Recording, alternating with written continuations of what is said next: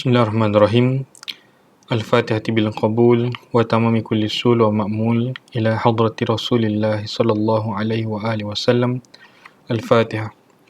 A'udzu billahi minasyaitonir rajim. Bismillahirrahmanirrahim. Alhamdulillahirabbil alamin. Arrahmanir rahim. Maliki yaumiddin. Iyyaka na'budu wa iyyaka nasta'in. Ihdinas siratal mustaqim. Shiratal ladzina an'amta 'alaihim ghairil maghdubi 'alaihim waladdallin. Alhamdulillah Rabbil Alamin. Hamdan yuwafi ni'amahu wa yukafi mazidah. Ya Rabbana lakal hamdu kama yanbaghi jalali wajhika wa 'azimi sultanik. Allahumma salli ala Sayyidina Muhammad wa ala ali Sayyidina Muhammad salatan nakunu biha mahbubina laka wa mahbubina lahu fi afiyati ya Allah. Rabbi shrah li sadri wa yassir li amri wa hlul 'uqdatam min lisani yafqahu qawli. Rabbana anfa'una bima 'allamtana. Rabbi 'allimna alladhi yanfa'una. Rabbi faqihna wa faqih ahlana wa qarabatan lana fi dinina ma'ahli qutri untha wa dhakar. Rabbana zidna ilma warzuqna fahma wa amalan salihan maqbula. Assalamualaikum warahmatullahi wabarakatuh. Apa khabar tuan-tuan dan puan-puan? Hari ini bertemu lagi dengan saya, Ustaz Said, dan insyaAllah kita akan menyambung kepada pembacaan kitab Ayyuhal Walad, Wahai Anakku yang Tercinta, yang dikarang oleh Imam Al-Ghazali. Terlebih dahulu kitab ini telah diterjemahkan oleh Syekh Fahmi Zamzam, dan penterjemahan ini telah dibuat oleh beliau sewaktu beliau berada di India sekitar tahun 1996. Dan kalau tuan-tuan nak mencari kitab ini, saya sarankan cari yang Jawi, sebab dia ada dua versi. Satu versi adalah yang Rumi, satu lagi versi adalah yang Jawi. Dua-dua dihasilkan dengan desain yang sama. Cumanya pada pengamatan saya, yang Jawi lebih ada beberapa, kita katakan, perkara yang ekstra, yang lebih baik berbanding dengan yang Rumi. Yang ini saya beli di Khazanah Fataniyah, di Pustaka Muda dengan harga cuma RM8. Dan pada saya ini adalah kita katakan a steal lah. Kalau istilah orang putih dia tu, kita katakan barang ni barang curi, sebabnya harganya terlalu murah jika hendak dibandingkan dengan nilainya yang sebenar. Kita ada juga Ayyuhal Walad yang diterjemahkan oleh Tobias Mayer, yang dijual lebih kurang dalam harga 90 ke 100 lebih, di bawah terjemahan tajuknya Letter to a Disciple. Walaupun tajuk, kalau dalam Ayyuhal Walad dalam bahasa Melayu kita terjemahkan sebagai Wahai Anakku yang Tercinta, tapi dalam bahasa Inggeris Letter to a Disciple, surat kepada anak murid. Dan itu sebenarnya adalah intipati kepada Ayyuhal Walad, surat. Sebenarnya Imam Al-Ghazali mengarang surat ini kepada anak muridnya yang brilliant, yang kita katakan bijak dan tidak puas dengan ilmu yang ada. Jadi dia minta nasihat dan minta, kita katakan, khulasah beberapa ilmu daripada Imam Al-Ghazali. Lalu Imam Al-Ghazali hasilkan kita katakan surat-surat yang dibukukan menjadi Ayyuhal Walad ini. Dan sebelum ni saya pernah berceritakan bahawa kitab Ayyuhal Walad ini sebenarnya merupakan satu, kita katakan, pukulan halus Imam Al-Ghazali kepada orang-orang yang dewasa tetapi masih lagi berperangai seperti anak-anak. Dan ini bukanlah merujuk kepada kita katakan fizikal, ada orang yang dewasa tetapi fizikalnya seperti budak, bukan begitu. Tetapi sebaliknya kepada keanak-anakan dalam beragama, khususnya dalam ilmu, yang mana mereka ini bila mana mengetahui ataupun mempelajari sesuatu ilmu, dipermainkan, seolah-olah ditonyoh-tonyoh ilmu itu dan tidak diamalkan. kita pernah tengok kan, bila budak-budak nampak kura-kura, dia akan ambil kayu, dia akan cuba untuk quiz kan. Nak katakan yang anak-anak yang orang dewasa, yang anak-anak yang tidak mengamalkan ilmu ni seperti budak-budak tu tadilah. Ilmu itu ada tetapi tidak digunakan dengan sebaiknya, tapi sebaliknya dipermainkan, ataupun seolah-olah makanan yang baik ada di depan muka, ada di hadapan kita tetapi tidak dimakan, sebaliknya dimain-main, dikicau-kicau, dan akhirnya makanan tersebut pun rosak kan.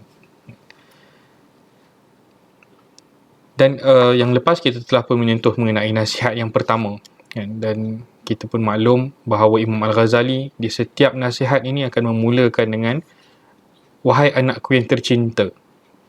Kalau dalam versi Tobias Mayer yang di terjemahan bahasa Inggeris, yang bagusnya dia ada disertakan sekali dengan teks bahasa Arab. Jadi kita dapat buat perbandingan, khususnya apabila kita melihat kepada perkataan-perkataan yang mungkin canggung di dalam terjemahan, dan kita dapat pergi terus kepada bahasa asal yang digunakan. Sebagai contohnya, bila Imam Al-Ghazali memulakan setiap nasihat ini dengan wahai anakku yang tercinta, dia akan menyebut wahai ya ayyuhal walad al-muhib. Dia tidak akan mulakan dengan ya ayyuhal walad al-mahbub. Kedua-duanya membawa maksud yang sama bila kita tengok daripada segi bahasanya lah. Mahbub yang dicintai, muhib juga yang dicintai. Tetapi kenapa Imam Al-Ghazali menggunakan perkataan muhib, ya ayyuhal walad al-muhib, untuk menggambarkan bahawa cintanya kepada anak muridnya itu berterusan. Dia bukanlah cinta seorang guru kepada anak murid yang kita katakan sekejap ataupun sementara. Tapi cinta Imam Al-Ghazali kepada anak muridnya ini berterusan, dan bahkan kita katakan cinta seperti mana seorang bapa kepada anak kandung yang ingin anaknya selamat di dunia dan di akhirat, dan dalam masa yang sama menginginkan anaknya mendapatkan yang terbaik, khususnya di dalam ilmu. Dan inilah kelebihan apabila kita dapat melihat kepada teks asal kan, khususnya teks dalam bahasa Arab, dan sekaligus menunjukkan kepentingan kenapa kita kena belajar bahasa Arab, kita kena kuasai bahasa Arab, dan dalam masa yang sama kena kuasai bahasa Inggeris kan, kerana banyak kitab-kitab penting di dalam sejarah Islam yang diterjemahkan dengan, bukan saya membuat perbandingan di antara terjemahan Melayu dan terjemahan bahasa Inggeris, tapi terjemahan yang dibuat oleh penterjemah Inggeris kebiasaannya lebih teliti ataupun lebih terperinci, dan kita maklum kerana mereka mempunyai fasiliti ataupun sumber bantuan yang kuat. Could you try again? No. Dan bila ada dana dan juga bantuan yang kuat ini, kita boleh menghasilkan karya ilmiah yang baik. Dan itu dapat dilihat kepada beberapa terjemahan Ihya, khususnya yang diterjemahkan oleh Syekh Abdul Hakim Murad ataupun TJ Winter, yang kita dapat tengok meskipun mereka itu membahaskan beberapa bab dalam Ihya yang pendek kan, tetapi boleh dijadikan sebagai buku yang tebal kerana syarah yang banyak kan, dan rujukan kepada sumber-sumber lain yang banyak ada di dalam buku yang mereka hasilkan kan. Dan penerbitan ataupun budaya ilmu di sana kebiasaannya menerima sambutan yang hangat berbanding dengan kita kan. Sedangkan Syekh Fahmi Zamzam keluarkan kitab yang semurah ini pun belum tentu ada orang tertarik untuk belajar ataupun membelinya. Ini kan pula bila kita hasilkan karya ilmiah yang sebegini dalam harga yang lebih mahal kan. Saya rasa ini antara kerugian kita, khususnya orang Islam di Malaysia ni, kerana terlalu kita katakan, bukan mengatakan malas mengaji kan, tapi kita ini terlalu disibukkan dengan pelbagai perkara yang tidak sesuai dengan diri kita. Baik, jadi kita akan pergi kepada nasihat kedua yang mana Imam Al-Ghazali sentuh bagaimana sepatutnya kita menerima nasihat. Wahai anakku yang tercinta, memberi nasihat itu sebenarnya mudah. Memberi nasihat itu sebenarnya mudah sahaja. Yang berat ialah menerima isi nasihat tersebut. Kerana setiap nasihat itu dirasakan sangat pahit bagi siapa yang selalu mengikuti kehendak nafsunya. Nafsu sangat mencintai perkara-perkara yang dilarang. Apatah lagi bagi orang yang mencari ilmu yang rasmi. Maksudnya yang mencari ilmu supaya dapat jadi pegawai atau mendapat suatu gelaran rasmi. Kalau mengikut Muhammad Al-Khazimi, di dalam syarah Ayyuhal Walad dia mengatakan bahawa ilmu rasmi ini merujuk kepada 3 benda. Pertama adalah ilmu rasmi yang dipelajari tetapi tidak diamalkan. Kemudian ilmu rasmi yang sebatas itu saja, maknanya ilmu yang tidak yang dia ada kepentingan tetapi sebatas itu saja. Dia tidak mampu untuk membawa kita masuk ke dalam alam akhirat. Maksudnya tidak mampu untuk menjadi bekalan kita ke alam akhirat. Dan satu lagi saya lupa, saya minta maaf. Allahumma salli ala sayyidina Muhammad. Sama ada ilmu yang dipelajari, tidak diamal, ilmu yang bermanfaat tetapi tidak diamalkan, lalu ia menjadi tidak bermanfaat. Saya mengatakan bahawa ilmu rasmi ini seperti mana yang diterangkanlah. Maksud mencari ilmu supaya dapat jadi pegawai atau mendapat suatu gelaran rasmi. Ini ilmu yang bukan membawa dia itu kepada akhirat, atau bukan ilmu yang membawa dia itu kepada rasa bertuhan, atau ilmu yang menambahkan keyakinannya kepada kehidupan beragamanya. Sebaliknya, ilmu yang digunakan sebagai satu batu loncatan untuk dia itu mendapat jawatan ataupun dia itu mendapat habuan, khususnya di dunia. Dan inilah yang antara Imam Al-Ghazali tempelak ataupun kritik apabila beliau pulang daripada Damsyik. Ada satu waktu di mana Imam Al-Ghazali mengalami krisis spiritual.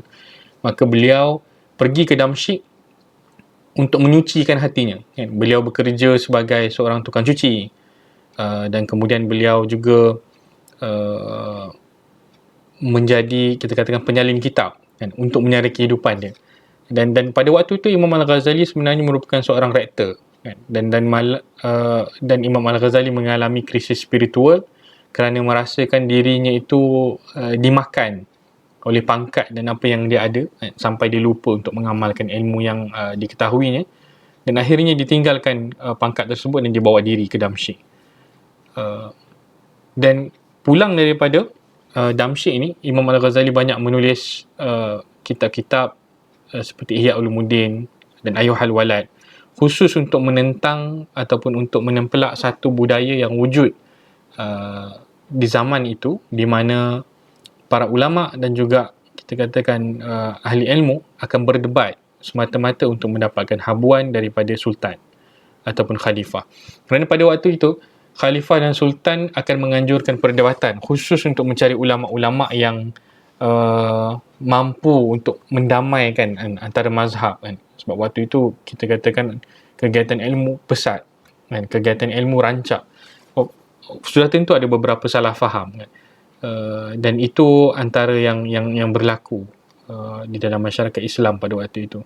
Dan Imam Al-Ghazali menemplak sikap sesetengah ulama yang mengajar sesuatu ilmu, yang memperlihatkan kehebatan ilmunya semata-mata untuk memenangi perdebatan. Dan sabda Nabi, qauluhu sallallahu alaihi wasallam, huffatil jannah bil makarih wa huffatin nar bis syahwat. Sahih Muslim. Bahawa syurga itu dipenuhi dengan perkara-perkara yang dibenci, manakala neraka itu dipenuhi dengan perkara-perkara yang memuaskan nafsu. Maknanya nak masuk ke syurga ni, dia dipenuhi dengan perbuatan-perbuatan ataupun amalan-amalan yang tidak digemari oleh mereka yang tidak beriman. Maknanya jiwa tu apabila terlalu melekat dengan dunia, maka dia tidak akan gemar melakukan perkara yang boleh membawa dia ke syurga. Begitu pula dengan hal neraka. Apabila jiwa itu terlalu cintakan dunia, maka dia akan senang untuk melakukan perkara yang membawa dia ke neraka. Dan kata Imam Al-Ghazali lagi, dan sentiasa sibuk untuk menonjolkan kehebatan dirinya dan menghimpunkan kesenangan dunia. Ini boleh kita relate tadi dengan kes perdebatan tadi. Kerana orang yang seperti ini selalu menganggap bahawa hanya dengan sekadar memperolehi ilmu itu sudah cukup menjadi sebab keselamatannya dan sebab kebahagiaannya, dan ia tidak perlu beramal dengan ilmu yang dipelajarinya itu. Orang yang seperti ini sebenarnya telah terpengaruh dengan i'tikad dan aliran pemikiran ahli falsafah. Ada yang mentafsirkan bahawa ahli falsafah ini bukanlah pukul rata semua ahli falsafah, ya, tapi khusus merujuk kepada golongan moden. Kalau sekarang ni kita panggil sebagai sekular. Dan di nota kaki bawah ni juga disebut yang dimaksudkan dengan ahli falsafah ini boleh diertikan dengan orang yang mempunyai fahaman sekular di zaman sekarang. Nota penterjemah, ini Syekh Fahmi Zamzam. Sebelum ini saya ada menyebut di dalam satu siri kuliah online mengenai sifat-sifat golongan sufas ta'iyah.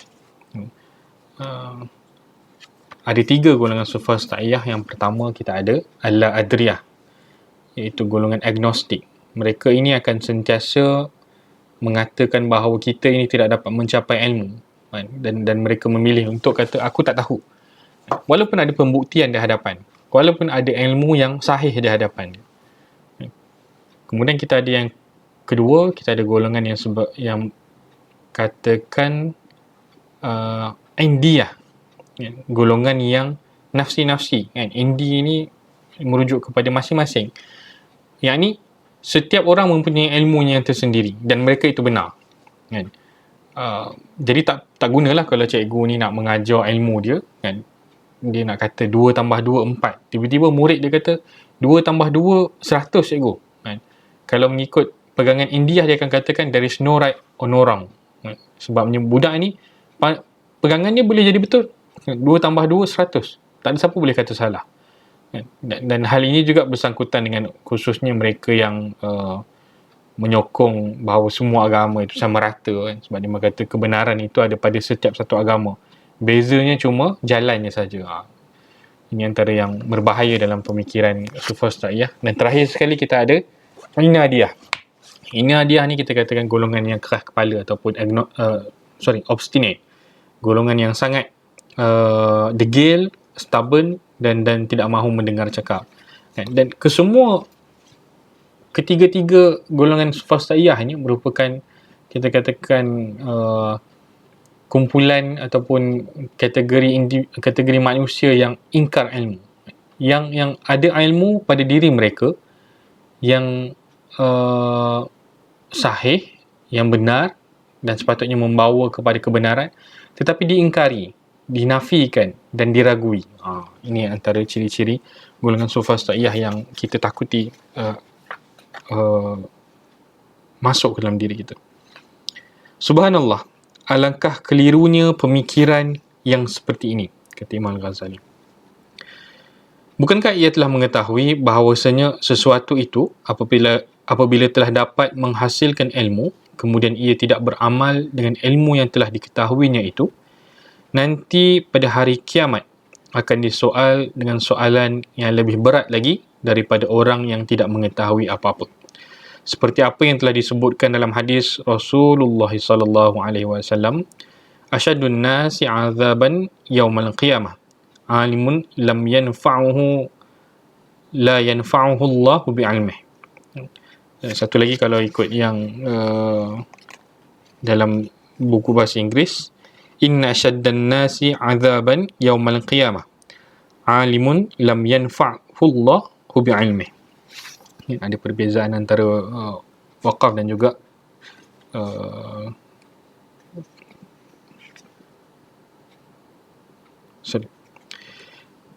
artinya, orang yang paling pedih siksaannya pada hari kiamat nanti ialah seorang alim yang tidak memberi manfaat akan dia oleh Allah dengan ilmunya. Sebab itu kita kena tahu apabila menyebut tentang ilmu yang bermanfaat dan ilmu yang tidak bermanfaat ini, akhirnya itu dia akan merujuk kepada amalan kita, kan? Sudah tentu ada kita ada pembahagian ilmu apa yang bermanfaat, ilmu apa yang tidak bermanfaat, kan?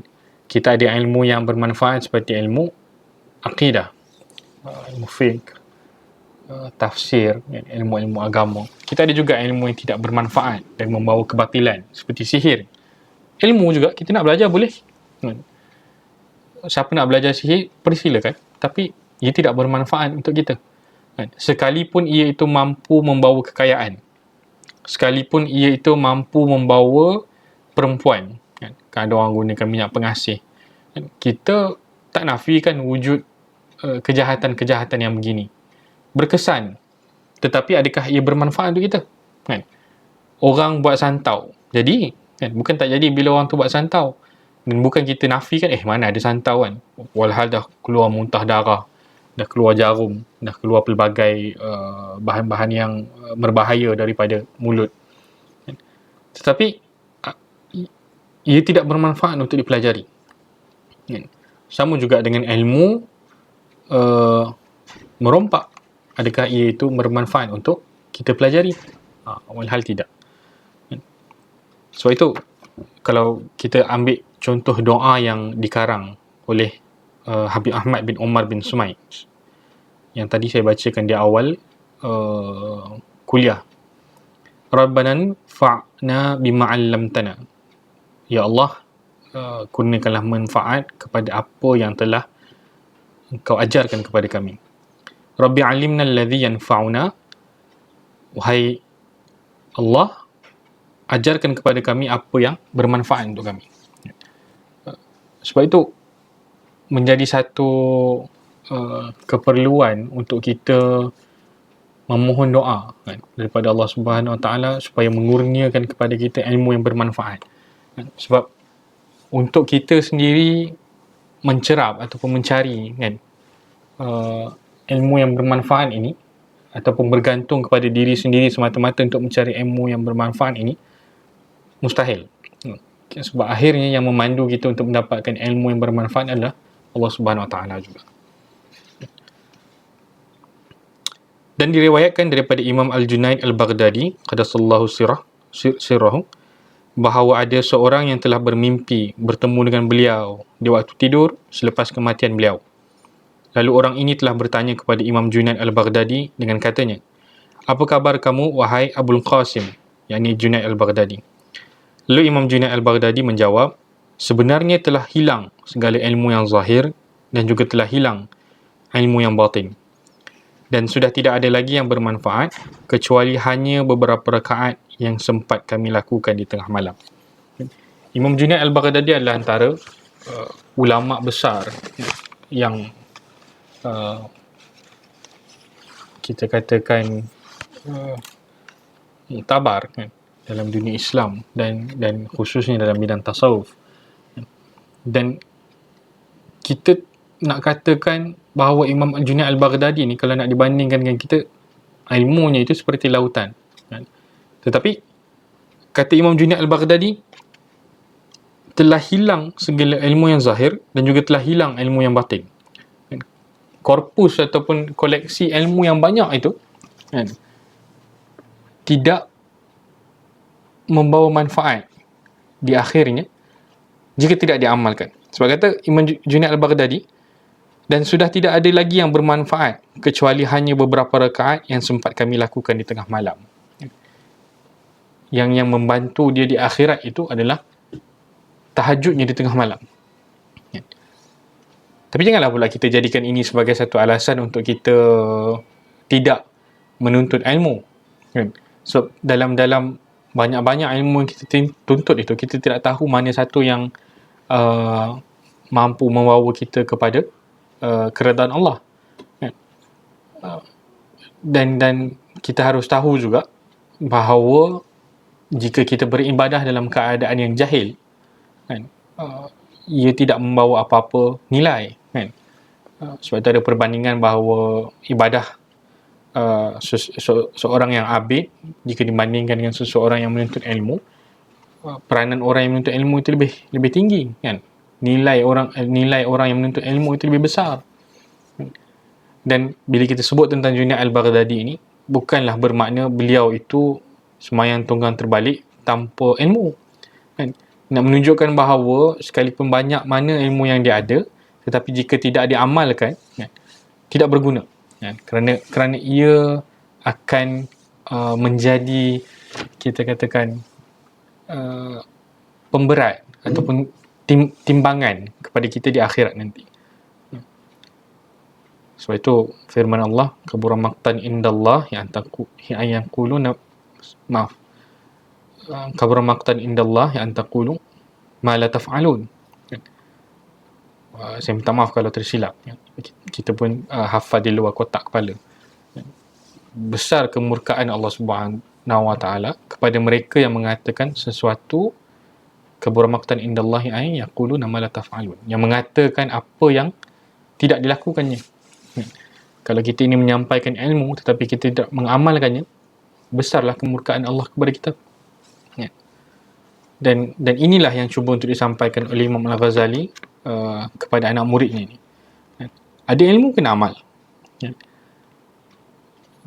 Kalau ada amal tapi tanpa ilmu, dia akan menjadi satu amal yang gila. Sebabnya amalan tersebut tidak mempunyai dasar. Sebagai contohnya, kita ada keinginan untuk melakukan ibadah solat, tetapi ibadah solat kita itu tanpa ilmu dan kita lakukan tanpa tertib. Walhal rukun solat adalah tertib, kan? Tertib adalah rukun solat. Jadi kita mulakan solat dengan sujud, kan? Kemudian barulah kita takbiratul ihram, kemudian kita rukuk, duduk tahiyat dan sebagainya. Kalau sekalipun kita lakukan perbuatan tersebut dengan bersungguh-sungguh, kan, berulang-ulang kali, ataupun kita lakukan sepanjang hayat kita, adakah itu akan menjadi satu amalan yang diterima oleh Allah Subhanahu Wa Taala? Kerana ia langsung tidak mengikuti apa yang telah Allah Subhanahu Wa Taala perintahkan, kan? Dan inilah yang kita takuti berlaku dalam diri kita, kerana ilmu yang bermanfaat ini kebiasaannya ia harus datang dan memberikan sinar kepada diri kita terlebih dahulu. Nanti kita akan dapat lihat dalam beberapa hal di mana Imam Al-Ghazali menyentuh ramai orang yang bila dapat tahu tentang sesuatu perkara, dia akan address dulu kepada orang lain. Sebagai contohnya, dia tahu tentang sesuatu ilmu, dia akan kata, oh macam ni lah, jiran sebelah saya kopi ni lah. Walhal ilmu tersebut patutnya menjadi suatu penambah baik kepada dirinya, bukan untuk menjadi alasan untuk dia mengukur keimanan dan juga ibadah orang lain, kan? Kalau nak menegur tu lain cerita, kan? Tetapi apabila dia menjadi punca kepada sarsarah, kan? Ataupun kita sebutkan sebagai gosip ataupun semang-semang kosong, dia menjadi satu kita katakan kerosakan kepada jiwa kita, menjadi ilmu yang tidak bermanfaat kepada kita. Jadi saya rasa sampai sini saja perkongsian saya mengenai nasihat yang kedua dalam Ayuhal Walad ini. InsyaAllah di lain-lain masa kita akan sambung pula nasihat yang ketiga, iaitu ilmu itu tidak bermanfaat kecuali bila sudah diamalkan. Mungkin kita akan lihat beberapa topik yang diulang-ulang, tetapi kalau tuan-tuan dan puan-puan bersabar, insyaAllah kita akan dapat lihat bahawa di setiap satu nasihat itu ada perkara yang baru.